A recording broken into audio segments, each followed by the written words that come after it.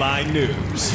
Well, we know there was a big point of friction between Russell Wilson and the Seahawks. The team was built on defense. Yes. There's a little bit of a campaign to let Russ cook, and obviously he wanted some say and a little more input on what was going on with the team. And now, Russ is with the Broncos, and he seems like he will finally get his wish by being the center of attack. Here is Broncos head coach Nathaniel Hackett on fitting the offense around their new quarterback. We want to build this thing completely around him, make sure he's comfortable and watch him come alive. I think he did some awesome things today, utilizing his athleticism, at the same time being able to just be a pure drop-back passer. So I think there were a lot of good things, and we just got to keep on developing that and just the integration of the system and his feels with the rest of the team, you know, how he is with the other guys, wide receivers, tight ends, and just get those guys all on the same page. I think at this point in the evolution of football, if you're still arguing to build around anything other than your star quarterback, you have just been caught in a time vortex and you're just lost. Like, it just doesn't make any sense to me. Yeah. You can look at the team that won the Super Bowl the last 2 years, which is the Rams and the Tampa Bay Buccaneers. Was the Rams defense a massive part of why they won that Super Bowl? Absolutely. They ate up that Bengals offensive line, made things extremely uncomfortable for Joe Burrow, and Aaron Donald and Von Miller made huge plays that essentially won the game.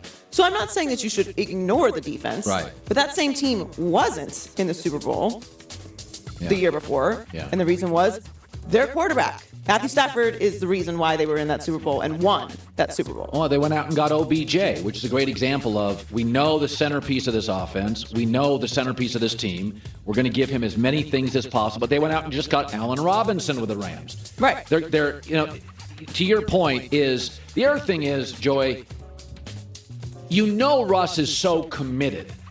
You know, like sometimes with Aaron Rodgers, you know, it's like a battle with his front office. And you think to yourself, we're going to build the defense up because if he bails on us, at least we'll be in games. Right. You know, with Russell Wilson and Brady and Mahomes and Allen, they are so committed, borderline obsessed with this thing, that not only are you going to pay them the money, but they're not going anywhere. Like, if you can furnish them with the kind of assets, like Matt Stafford, he's all in on this stuff. He doesn't do Hollywood. He lives here and hides. He's a football guy and a family guy. So I think Russell's one of those guys, not only easy to pay for me, like Stafford, but easy to build around. I know we're all in together in this thing. I don't always feel like that with all quarterbacks, specifically Aaron Rodgers. Are we in it together, or is it your mission and I'm just holding on, trying to maintain a relationship? Right, but yes, and to that point, if you have the guy in the building who you can build around, do that.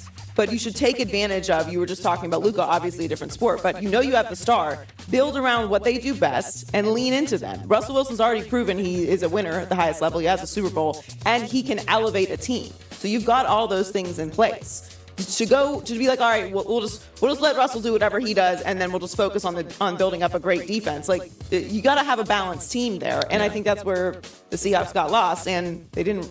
Their defense is also not great, so you did a bad job at leaning on that side of the ball.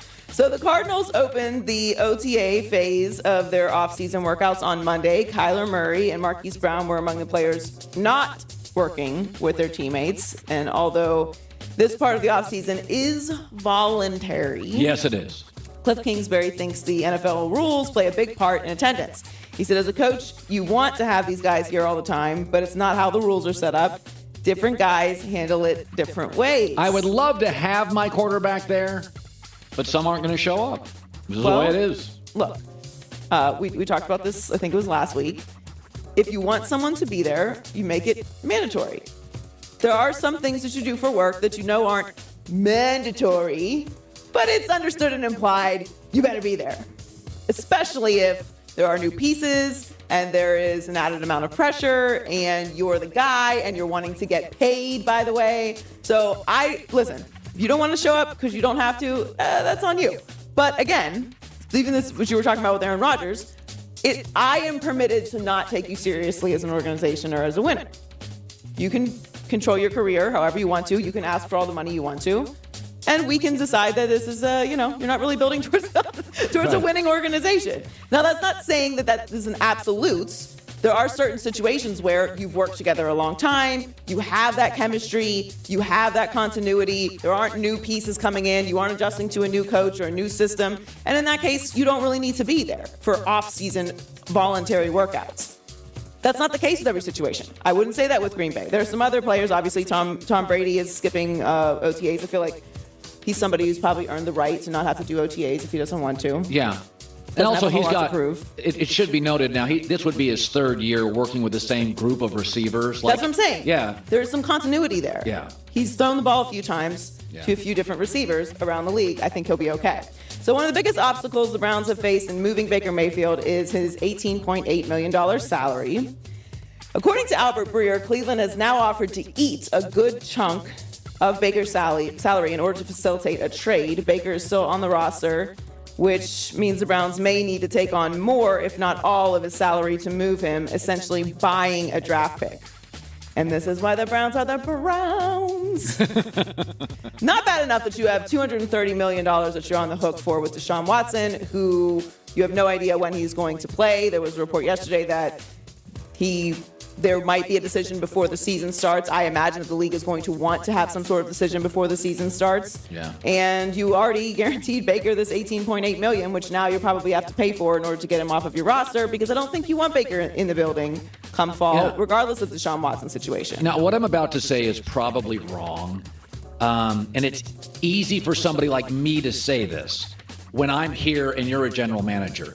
But I've always thought teams get too paralyzed by what they get back. Because Baker's a first-round pick. I look at Baker and say, got us to the playoffs. We never had to sign him to a massive contract. I would just get him out of the building if you could give me a fifth-round pick. Now, GMs don't want to do that because other GMs look at them and go, he got hosed. That guy got... My takeaway with Baker, the best Baker in Cleveland is the one that's not there. So I would just move him, and I wouldn't even mind moving him in division. I would move him, let Baker go. You don't want Baker in this Deshaun mess in the building. No, that's why they're talking about they might have to eat all of the money. I would eat it, let him go, move on. But I think sometimes, and Andrew Berry's a smart guy, and maybe specifically in this instance it's not right, but I do feel sometimes in sports, they always say, it's much easier when you bring in a new GM to get rid of the draft picks of the previous GM. Right. Like GMs hold on to their draft picks saying, that guy's good. Like Daniel Jones in New York. It's over. It doesn't work.